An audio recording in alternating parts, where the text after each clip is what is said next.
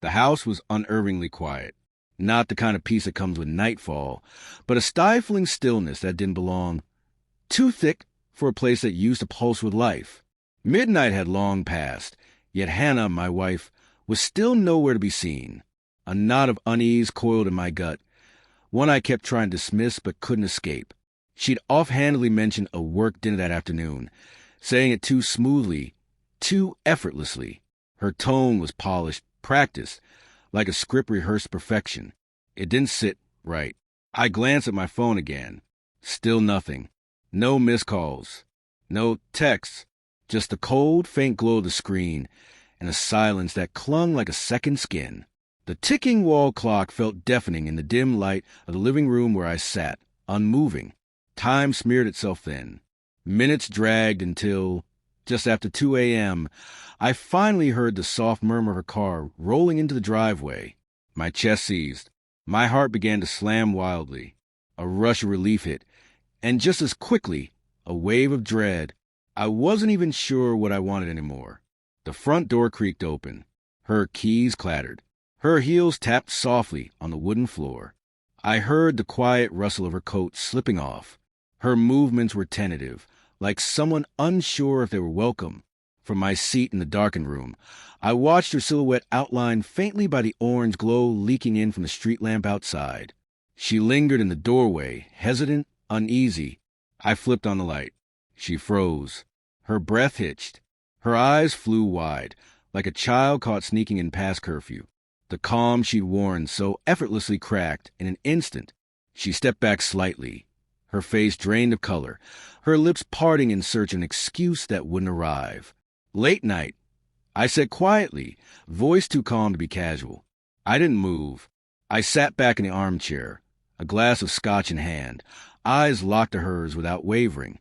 She swallowed hard, her throat tightening visibly. I told you, it was a work dinner, she mumbled. Got it, I said with a faint nod, lifting my glass. I took a slow sip, letting the silence settle heavy between us like smoke. Odd, though, work dinners usually don't leave lipstick stains on someone else's collar. Her face crumbled. Reflexively, her hand moved her neck, grazing the faint smear of lipstick still visible, still betraying her. The air grew heavier, dense with the weight of unspoken truths we both already knew. Daniel, she began, voice breaking, I can explain. Don't. I stood slowly, gently setting the glass down on the table. The clink echoed too loudly in the aching quiet. My movements were measured, calm. But inside, thoughts spun like a hurricane beneath the stillness. I took a step forward. She instinctively retreated, as if a step could protect her from the storm that was coming. Don't insult me by pretending there's a version of this I'll believe. My voice was soft, but every word rang with cold certainty. Who is he? She opened her mouth, closed it, tried again. Still nothing. Silence swallowed her whole. She looked trapped, like someone backed into a corner with no exit. I made a mistake, she finally whispered. The tears started to fall faster than her words. It didn't mean anything, Daniel. It was stupid. I regret it. You think that makes it better? My tone had changed, thinner now, sharper, dangerous, like shattered glass. That it meant nothing to you? That you destroyed everything we built for nothing? Her cheeks were streaked with tears, mascara smudged into streaks of defeat. She pleaded again, desperate. It was a mistake. Please, we can fix this. I love you. That word hit like a slap. Love.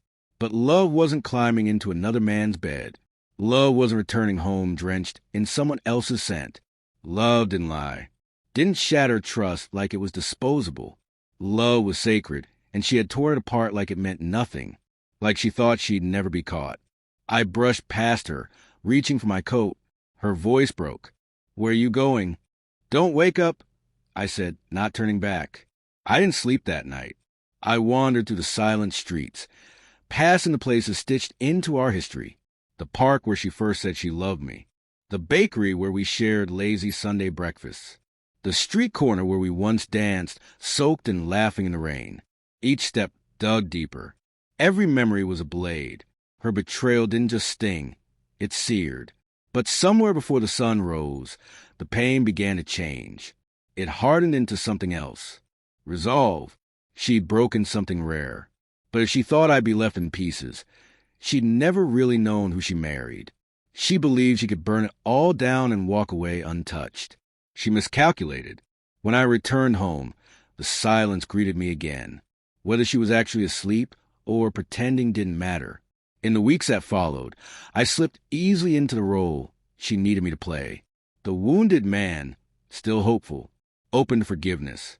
I told her I needed space, hinted there might still be something left to salvage. I sat with her in therapy. I listened to her sob, watched her make promises soaked in guilt. I held her hand, wiped her tears, all while quietly setting the stage for her downfall. I gathered everything, careless texts, old emails, photos she forgot to delete, receipts she left behind like clues. She never thought I'd dig. She assumed I'd just take the hit and move on. Fortunately, I'd always been careful. Nearly every major asset was in my name, something I'd arranged long before I ever had a reason to doubt her. That foresight turned out to be a gift. The prenup was airtight, but the final move, that was a masterpiece. His name was Matt, one of her co-workers. Married, arrogant. I never went after him. Too easy. I reached out to his wife instead. Sent her everything. Organized. Anonymous. Let her deal with her own betrayal. The night I'd planned arrived quietly. A Saturday. I suggested hosting a small dinner. Close friends. Something cozy. Hannah jumped at the idea, thinking it was a step toward healing. She wore her favorite dress, cooked her signature dish, smiled brightly as guests trickled in. She had no idea she was standing on a blade. Halfway through the night, laughter buzzing around us. I stood. Here's to new beginnings, I said, raising my glass. Hannah mirrored the toast with a smile. To new beginnings. And to honesty, I added, my voice firm. Her smile wavered just briefly, but she recovered. I let the quiet stretch. There's something I'd like to share, I said, still holding my drink. A little story about love and betrayal. The room stilled. Curious eyes turned toward me. Hannah's face drained.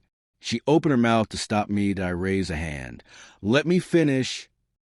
The woman I spent 10 years with had secrets. While I was building a future, she was busy shopping for alternatives. But don't worry. I've handled it. The legal papers are filed. The accounts are secured. And your affair? Not a secret anymore. I paused. Matt's wife sends her regards. Silence sank into the room like winter fog. Friends turned away, unsure where to look. Hannah collapsed inward, her expression crumpling beneath the weight of what she could no longer deny. Tears returned, this time frantic. Empty. She had made her choice long ago. One by one, our guests left, awkward, stunned, murmuring hollow goodbyes. Hannah tried to explain, to cry, to plead. Eventually, she packed her things and walked out. And when she did, there was no anger, no grief. IT wasn't the ending I once imagined, but it was the one she chose.